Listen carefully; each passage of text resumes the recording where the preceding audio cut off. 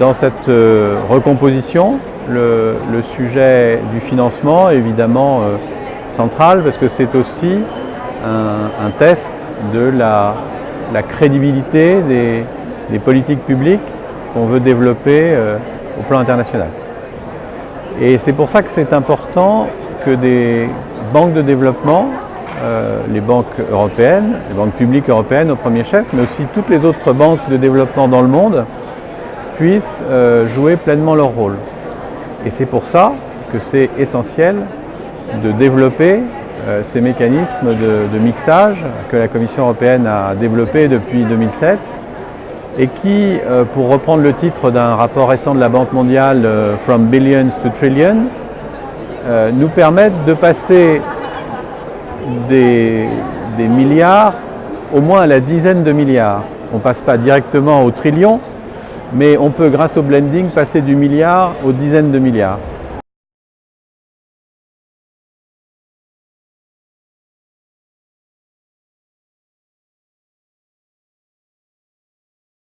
Ce n'est pas une question spécifique au blending. Ce n'est pas parce qu'on a des banques et ce n'est pas parce qu'on fait des prêts que la question se pose en des termes différents.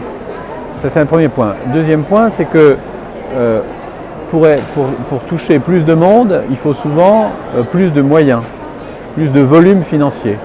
Et que l'un des avantages du blending, de la combinaison de dons, de prêts d'institutions européennes et de prêts d'institutions partenaires dans les autres pays, c'est qu'il permet ce changement d'échelle.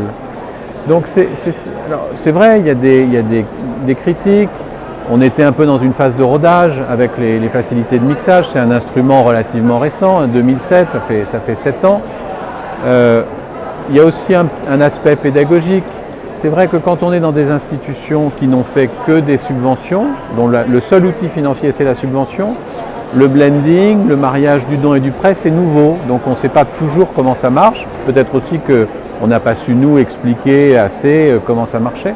Mais je pense qu'il y a dans tout ça, dans ces quelques critiques qui ont pu être formulées, un côté un peu erreur de jeunesse.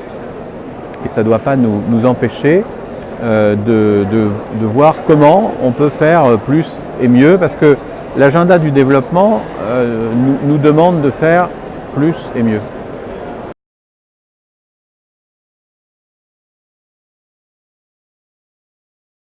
Je crois que la valeur ajoutée que des institutions financières comme l'AFD apportent au financement du développement, c'est aussi cette capacité d'innovation. D'innovation en réponse à des demandes qui elles-mêmes évoluent. L'exemple des fonds revolving que vous évoquiez en est un. Plus généralement, ce qu'on appelle chez nous le financement non souverain, c'est-à-dire le fait de pouvoir prêter à des acteurs publics et privés directement, sans rechercher la garantie de l'État.